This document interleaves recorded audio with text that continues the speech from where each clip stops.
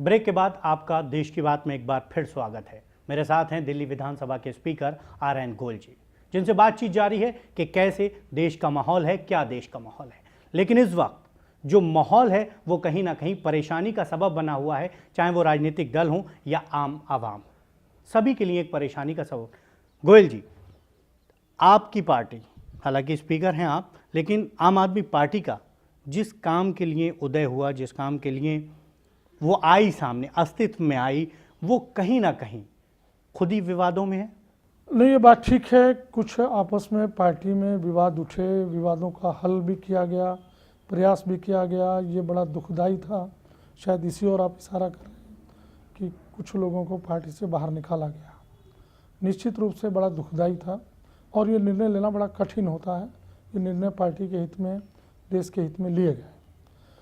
दूसरा, जितने चुने हुए विधायक हैं हमारे आए हैं, वो कहीं ना कहीं सब नए हैं। उनके व्यवहार में अभी जहाँ तक वो राजनीति नहीं रमी है पूरी, वो भी राजनीति नहीं रमी है। जहाँ तक मेरा अपना अध्यक्ष का प्रश्न है, मैंने वर्कशॉप लगाई 2 दिन की और देश की लोकसभा अध्यक्षा माननीय सुमित्रा महाजन जी को उसके द्वारा ओपनिंग की। देश के विभिन्न नेताओं ने वहाँ अपने 2 दिन वो चला और 2 दिन से उनको कुछ ज्ञान भी मिला है, शिक्षा भी मिली।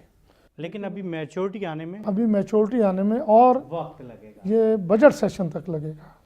बजट सेशन से पूर्व भी मैं एक ऐसे ही वर्कशॉप करने वाला हूँ, उसमें भी समय लगेगा। एक दूसरी बात मैं और कहना चाहता हूँ, हमारे विधायकों को समय समय पर जहाँ भी कहीं छोटा सा भी अवसर मिलता है, पुलिस द्वारा प्रताड़ित किया जाता है। वो एक बहुत कठिन समय से अनेक घटनाएं, पुलिस द्वारा या फिर बीजेपी द्वारा? पुलिस द्वारा। मैं, बीजेपी तो एक राजनीतिक दल है, वो करेगा। पुलिस द्वारा किया जा रहा है। और पुलिस इनडायरेक्ट वे में कहें, जो आपने कहा, वो भारतीय जनता पार्टी केंद्र सरकार के अधीन है। या तो अपने आकाओं को खुश करने के लिए पुलिस कर रही है, या भाजपा के द्वारा उनको निर्देश दिए गए हैं LG के माध्यम से। मैं इस पर टिप्पणी नहीं करना चाहूँगा। लेकिन एक बात मैं कोड करूँगा, हमारे कर्नल जो बॉम्बे के अटैक में वहाँ स्वयं थे आतंकवादियों के, जो एक कान से उनका सुनना भी कम हो गया, वो एक गाड़ी वाले से, MCD वाले उलझ रहे, एक ठेली वाले से, और वो उतर गए। उन्होंने इतना ही बात पूछी और उन पर मुकदमा दायर कर दिया गया, 1 दिन के लिए जेल भेज दिया गया। 5 विधायक आम आदमी पार्टी के अभी तक जेल जा चुके हैं। मैं और विधायकों के विषय में मैं टिप्पणी नहीं करना चाहूँगा। बदले की भावना। अब 2 साल पहले अखिलेश का कोई विषय हुआ, कोर्ट की डेट पर नहीं गए, मैं उसमें टिप्पणी नहीं करूँगा। लेकिन मुझे जो लग रहा है, वहाँ वो कोर्ट में, ठीक है, नॉन बेलेबल वारंट उनके अगेंस्ट इशू हो गया, उन्होंने लापरवाही की। वहाँ कोर्ट को सेशन चल रहा था, इस बात को संज्ञान में लेकर उन पर कुछ फाइन कर देते, 2 घंटे वहाँ खड़ा कर देते, लेकिन उनको जेल भेजा। आज कल जमानत हुई। यानी ये भी कहीं ना कहीं ये कहीं, मैं ये नहीं कहूँगा भाजपा से निर्देशित, लेकिन माहौल ऐसा बन गया है देश में। उस माहौल में बहती गंगा में कहते हैं ना, हर कोई हाथ धोना चाहता है। जिस तरीके से, एक सवाल यहाँ पे ये और उठता है कि जिस तरीके से बीजेपी में ये सवाल उठता है कि केंद्र सरकार के लिए उठता है कि सरकार जो है वो नरेंद्र मोदी और अमित शाह चला रहे हैं, वहीं पर सवाल दिल्ली सरकार के लिए भी ये उठता है कि यहाँ पर सिर्फ अरविंद केजरीवाल सरकार चला रहे हैं। आप देखिए, मैं इस पर एक बहुत सुंदर उदाहरण दे देता हूँ। अभी हमारा सेशन जो शुरू हुआ था, 6 दिन का सेशन पूरा हो गया। इस 6 दिन के सेशन में CM नहीं आए, डिप्टी CM ने सरकार को चलाया। ये इससे बड़ा उदाहरण नहीं हो सकता। डिप्टी, वो ये वजह का कहते हैं कि बीमारी की वजह रही। बीमार तो परसों हुए, उससे पहले वो निरंतर अपने कामों में, जो उनका काम है, उन कामों में लगे रहे। बिलों को कैसे लेना है, कैसे देखना है, कहाँ वो लगे रहे, किस वजह से लगे रहे। 20 तारीख एक मानी जा सकती है, पटना गए, लेकिन सरकार को जो चलाने का काम है, ठीक ढंग से डिप्टी CM 20 तारीख पटना जाना उनका विवादों में है कि जिस भ्रष्टाचार के खिलाफ वो थे, जिस भ्रष्टाचार के आवाज़ खिलाफ उठाते थे, हालांकि वो तस्वीरों में नज़र आया कि लालू ने उन्हें अपनी तरफ खींचा था, लेकिन फिर भी जिस तरीके से सवाल उठ रहे हैं। देखिए, मैं इस पर अधिक टिप्पणी नहीं करूँगा। केजरीवाल जी को निमंत्रण दिया था नीतीश जी ने, नीतीश जी से उनकी मित्रता है और उसी निमंत्रण के कारण गए। केवल लालू का निमंत्रण आया होता शायद वो नहीं जाते, फिर जाते ही नहीं, और जाने के बाद शिष्टाचार बस होता है। लेकिन मैं यहाँ ये क्वेश्चन आपने किया है, मैं एक बहुत बड़ा क्वेश्चन कर रहा हूँ, क्या आज पासवान ईमानदार हो गए मोदी के लिए? जिस पासवान ने नवाज शरीफ को पाकिस्तान में जाकर ये बोला था कि मैंने गुजरात के दंगों को ध्यान में रखकर मैंने भारतीय जनता पार्टी की सरकार से इस्तीफा दे दिया, उसको मोदी ने गले लगाया। इस पर मीडिया पर्सन क्यों नहीं उठाता? मीडिया क्यों नहीं समझता? उठाया, सवाल तो उठाया नहीं, सवाल नहीं उठाया, इतना गंभीरता से नहीं उठाया। एक भी स्टेटमेंट मोदी से इस विषय पर नहीं लिया गया, कोई सफाई मोदी से नहीं ली गई। क्या वो भ्रष्टाचार से? उन्होंने इन सारे सवालों पे खामोशी इख्तियार सवाल रहे, लेकिन केजरीवाल जी ने उत्तर दिया। आज 100 से अधिक एमएलए, उदित राज कितनी गालियां देते थे, आज सांसद हैं। ये जो चीजें हैं, अभी अभी मुझे बड़ा ताज्जुब हुआ, जिससे मुलायम सिंह ने गोलियां चलवाई थी अयोध्या कांड पे, उसकी मोदी जी तारीफ करते हैं।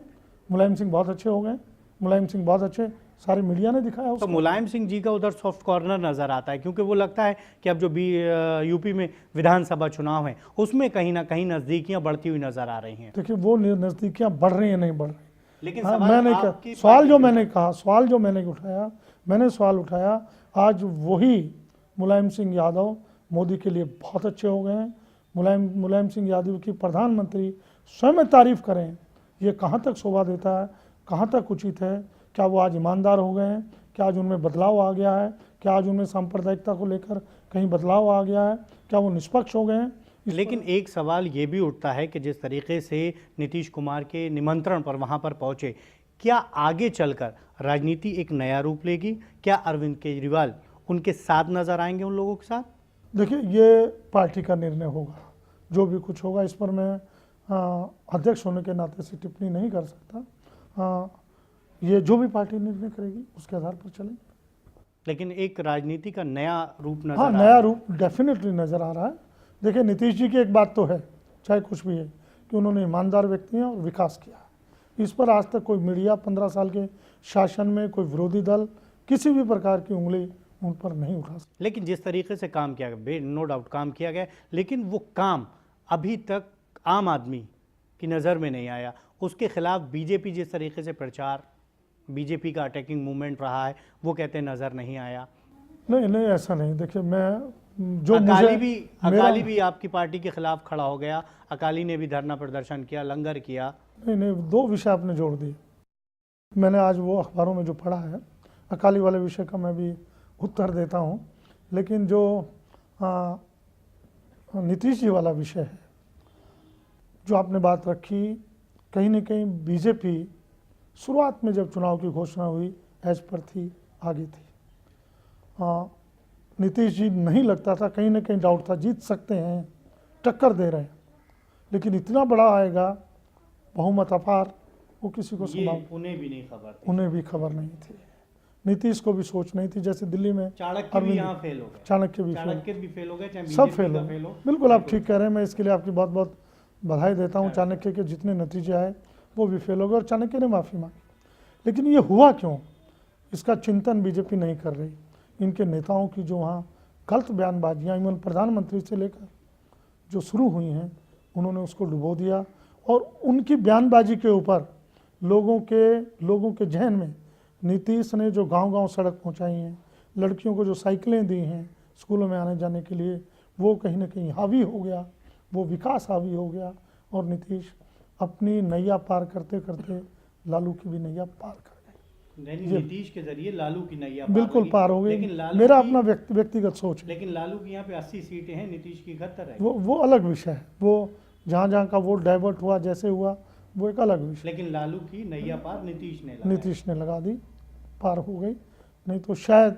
अभी आपने कहा कि नीतीश ने वहाँ पे काम किया, इस तरीके से काम किया। 49 दिन में जो आम आदमी पार्टी की सरकार बनी थी, 49 दिन में पानी फ्री किया था, बिजली के बिल के वो किया था, एक अच्छा होता, जिसकी वजह से इतना बड़ा मैंडेट, अगर कहीं ना कहीं लोकसभा चुनाव के फौरी बाद होता तो शायद इतना बड़ा मैंडेट नहीं मिलता। एक बड़ा वक्फा हुआ और आम आदमी पार्टी को 67 सीटें मिली हैं, लेकिन उस गति से लोगों का कहना है कि अभी तक काम नहीं है। तो जो नीतीश ने जिस तरीके से बिहार को कहाँ से कहाँ पहुँचाया, आम आदमी पार्टी कहाँ पहुँचाना चाहती है? देखिए, आम आदमी पार्टी दिल्ली को जिस ढंग की योजनाएं बनी हैं, पहली बात तो मैं आपको ये कहना चाहूँगा कि बजट इस बार लेट हुआ, जून में हुआ, जो मार्च में होना चाहिए था।